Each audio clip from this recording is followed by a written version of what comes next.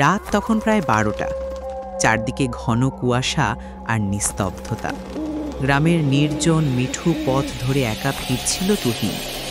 দূরে কোথাও শেয়ালের ডাক, আর বাতাসে যেন একটা অজানো ভয়ের ছোঁয়া। হঠাৎ তুহিনের চোখে পড়ল একটা পুরনো ঘড়ির দোকান। দোকানটা বহুদিন ধরে বন্ধ। লোকজন বলে ওটা ভুতুড়ে, ওখানে রাতে কেউ যায় না। কৌতূহলে তুহিন একটু কাছে গেল।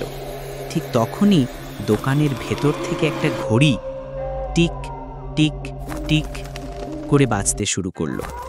তুহিন অবাক হয়ে তাকাতেই হঠাৎ ঘড়ির কাঁচ ঝনঝন করে ভেঙে পড়ল।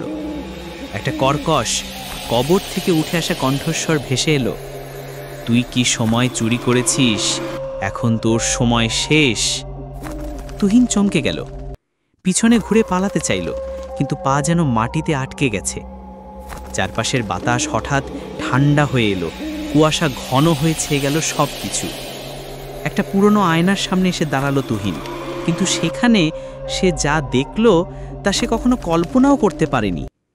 সে দেখল নিজেকে, কিন্তু অনেক বুড়ো, বিবর্ণ আর চোখহীন এক বিভীষিকাময় রূপে। ভয়ে ছুটে পালাতে চাইল সে, কিন্তু হোঁচট খেয়ে পড়ে গেল। চোখ খুলে তুহিন আবিষ্কার করল সে এখন সেই দোকানের ভেতরে।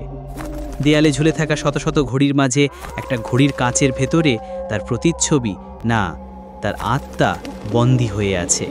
বাইরে দিয়ে তখন আরেকজন পথচারী হেঁটে যাচ্ছে একা, আর ঘড়ির শব্দ আবার শুরু হয়েছে, টিক টিক টিক।